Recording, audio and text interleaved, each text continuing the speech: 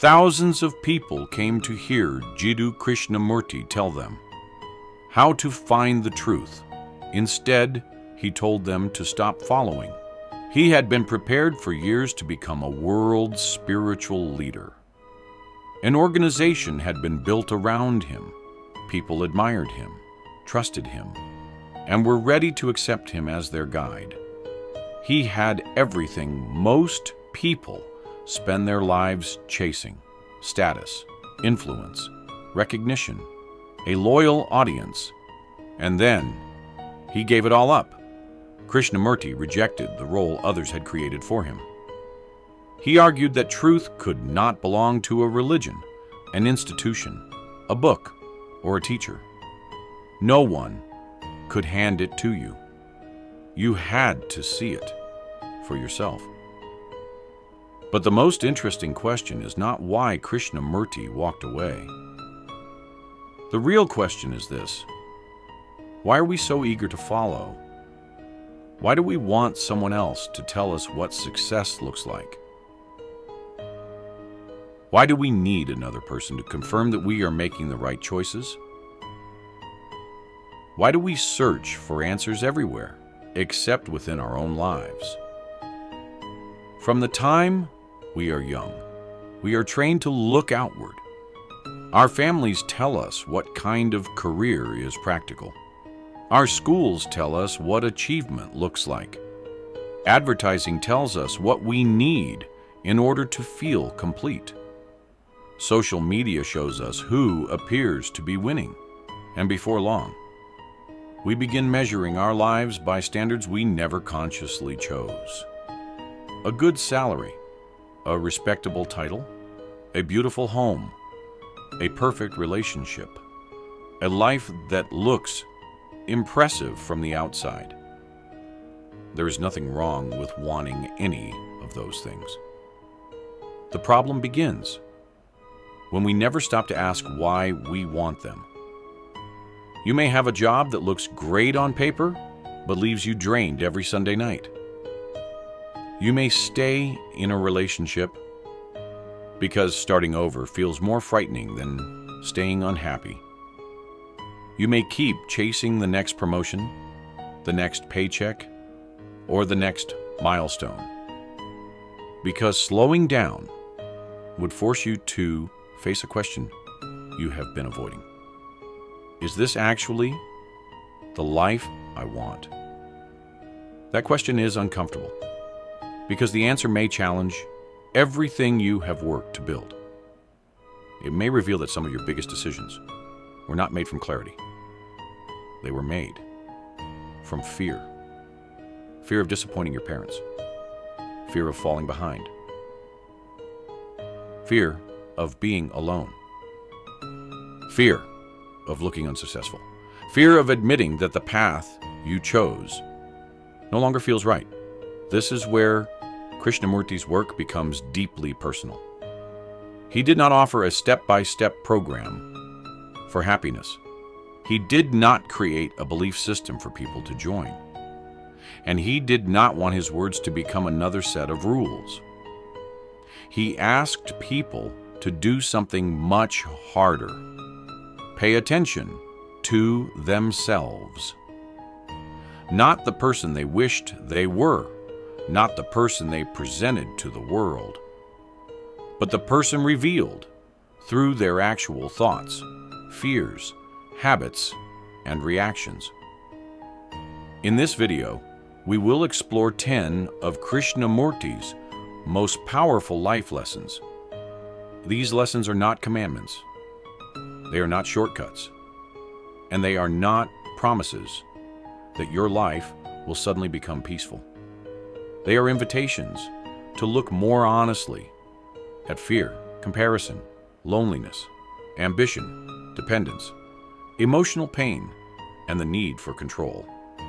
You do not have to agree with everything. You only have to examine it, test it against your own experience, and notice what happens when you stop asking, "What should I believe?" and begin asking, "What is actually true in my life?" The first lesson begins there. Lesson 1.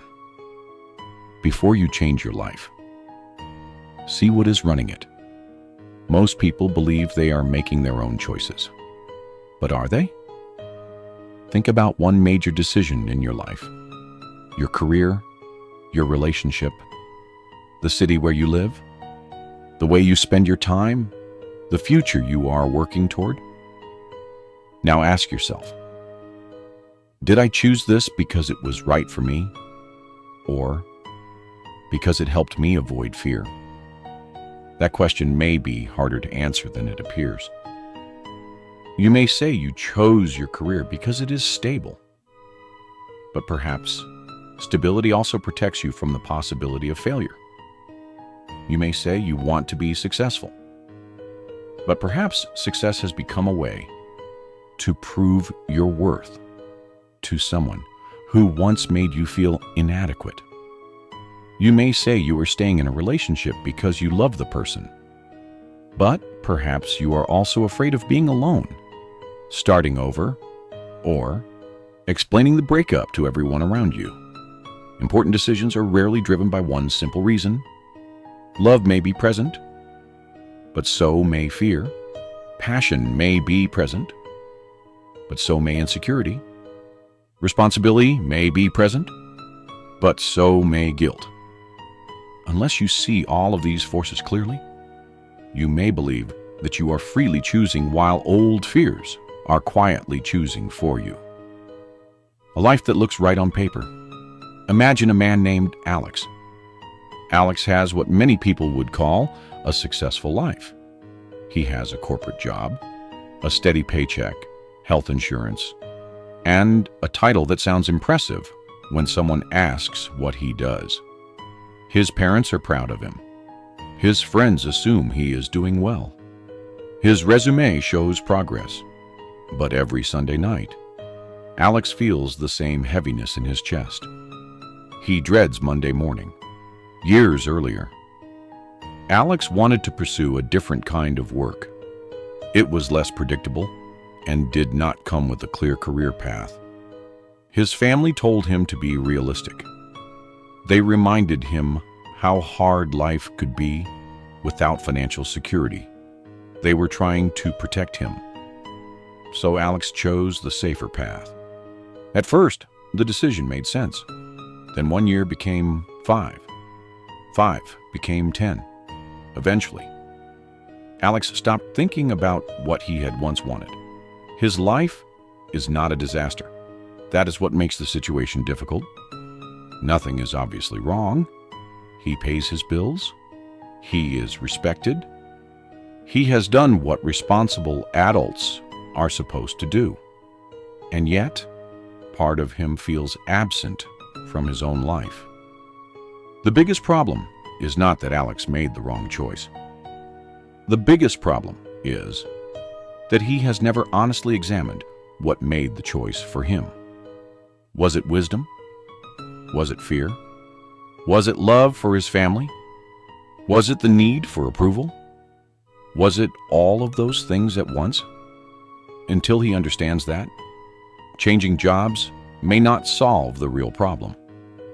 He could leave one career, enter another, and still be controlled by the same need to feel safe and accepted.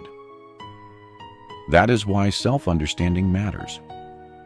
Without it, we often change the outside of our lives while repeating the same pattern on the inside. We borrow more than we realize. Many of us are living with borrowed definitions. We borrow our idea of success from society. We borrow our picture of happiness from social media. We borrow our ambitions from our families. We borrow our beliefs from the people around us. Then we spend years defending those ideas as though we created them ourselves. You may believe success means making more money because that is what your environment rewarded. You may believe a good relationship must last forever because ending it feels like failure. You may believe rest is laziness.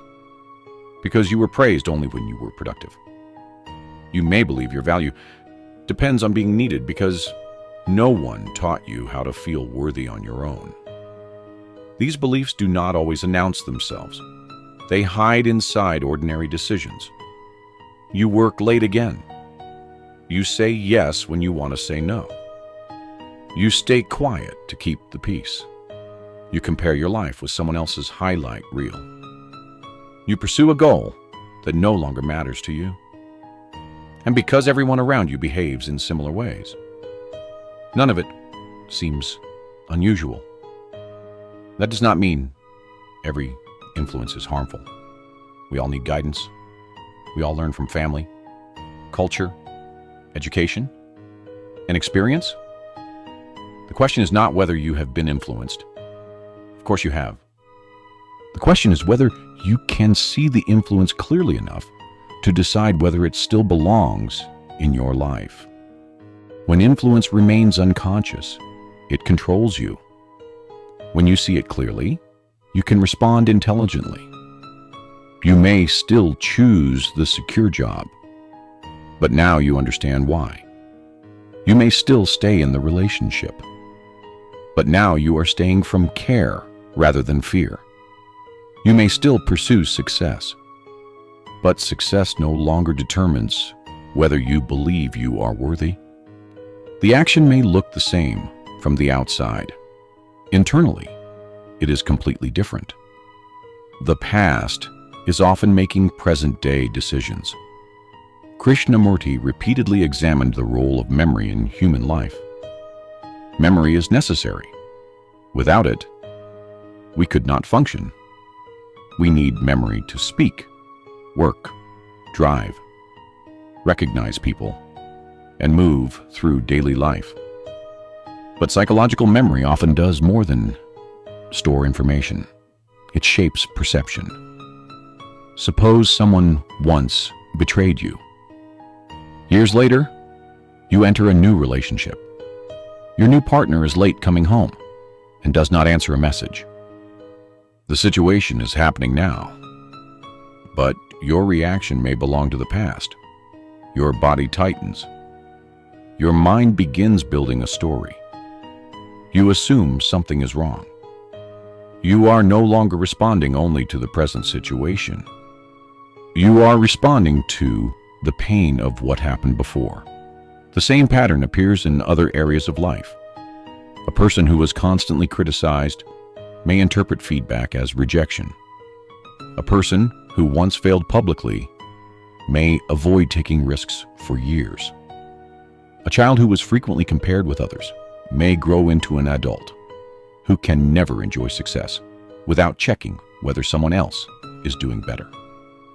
The past is over, but its emotional patterns can remain active. This is why two people can experience the same event and react in completely different ways.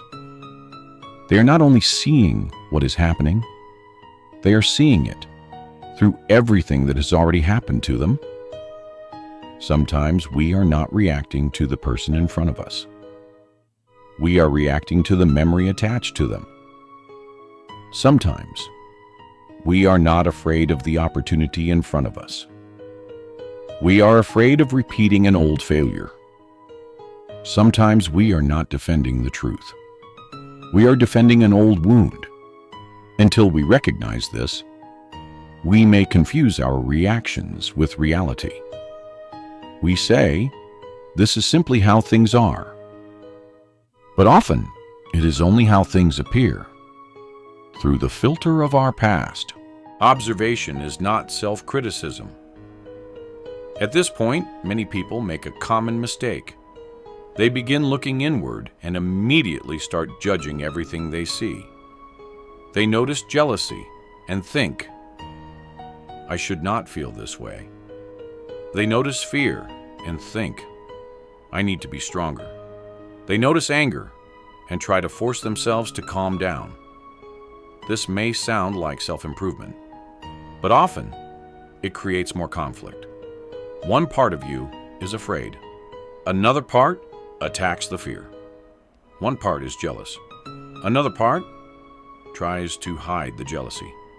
One part is angry. Another part wants to appear calm and spiritually mature. Now there are two problems instead of one. There is the original emotion, and there is your judgment of the emotion. Krishnamurti's approach was different. He suggested observing the emotion before trying to change it, not approving of it, not acting it out, simply understanding it. When anger appears, pause before saying, "I should not be angry." Ask, what exactly was threatened? Was it my safety? Was it something I care about? Or was it my image of myself? Did I feel ignored, disrespected, powerless? Was I defending something real or protecting my pride? When jealousy appears, do not immediately cover it with politeness. Look at it. Why does another person's success feel like a personal loss? Do you truly want what they have? Or have you learned to measure your value by comparison? When loneliness appears, notice your first impulse. Do you reach for your phone? Turn on the television? Check social media? Text someone you know is not good for you. What are you trying not to feel? Observation is not passive. It requires courage. It is easier to distract yourself than to remain present with an uncomfortable emotion. It is easier to explain your behavior than to understand it. It is easier to blame someone else than to see your own fear at work. But without honest observation, there is no real understanding. And without understanding, change becomes another form of pressure. Try this for 60 seconds. You can test this right now. For the next 60 seconds, do not try to quiet your mind. Do not control your breathing. Do not force yourself to feel peaceful. Do not try to improve anything. Just notice what is happening. A thought may appear, then another. You may remember something from earlier today. You may begin planning what you will do after this video. You may become impatient.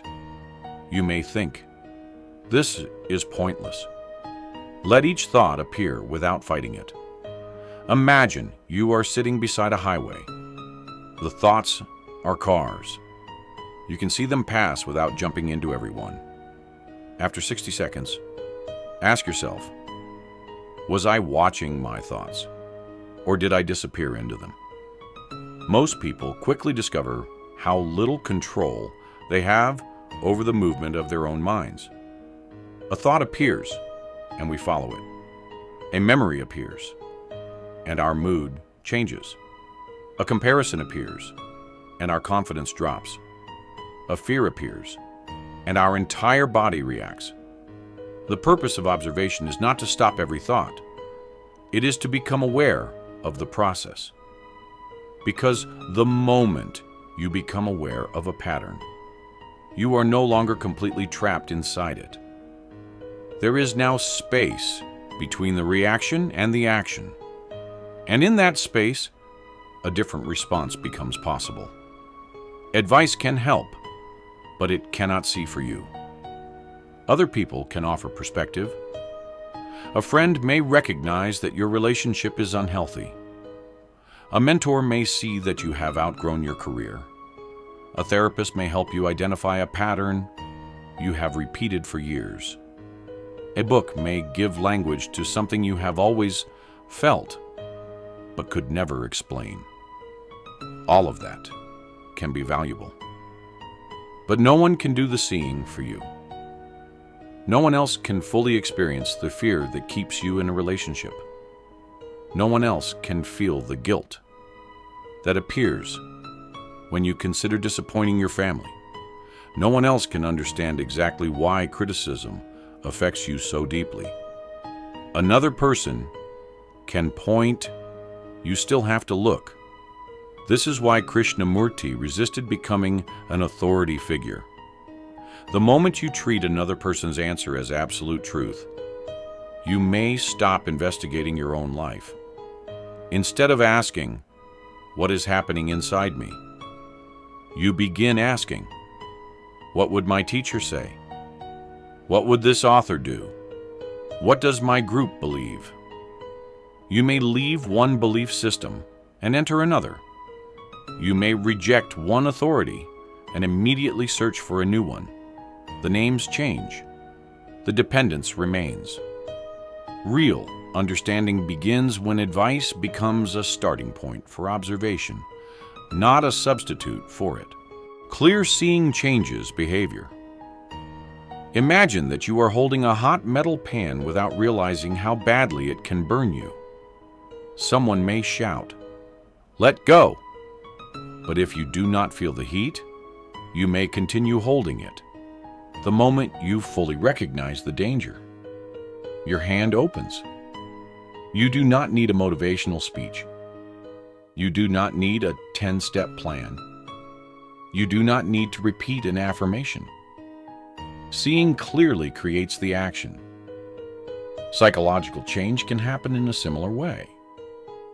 When you fully see how comparison is damaging your peace, comparison begins to lose its appeal.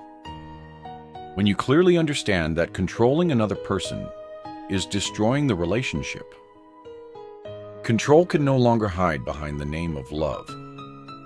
When you see how deeply your need for approval shapes your choices, praise and criticism begin to lose some of their power.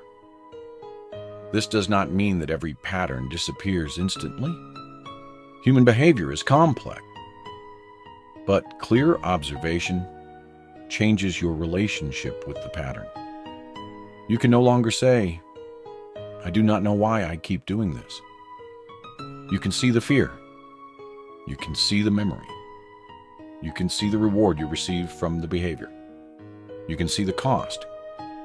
And once the pattern becomes visible, repeating it is no longer completely automatic. That is where change begins. Not with force, not with shame, not with becoming the person you think you should be, but with seeing the person you actually are. The first lesson in one sentence.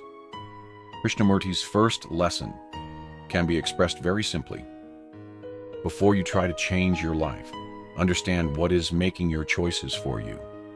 Is it clarity, fear, love, guilt, ambition, loneliness, the need to be admired, the need to feel safe? You do not have to condemn any of these forces. You only have to recognize them. A book may open a door. A teacher may point toward the door. A difficult experience may push you toward it, but no one else can walk through it for you. Before moving on, carry one question with you. Which parts of my life come from genuine understanding, and which parts come from fear? Ask it when you are working late. Ask it when you say yes, but want to say no. Ask it when you compare yourself with someone online. Ask it when you feel desperate to prove that you are right. Ask it when you are afraid to let someone go. Do not rush to answer. Watch what happens. You may begin to notice that many choices you once called freedom were actually old reactions wearing new clothes. But that leads to an even more difficult question. If we can see that a habit is hurting us, why do we keep repeating it? Why does a person who knows anger is destroying their family continue to lose control? Why do we compare ourselves with others, even when we know comparison makes us miserable? Why does the past continue to shape the present long after the original event is over? To answer that, we have to look more closely at memory, habit, and the psychological weight of everything we already know. And that is where Lesson 2 begins.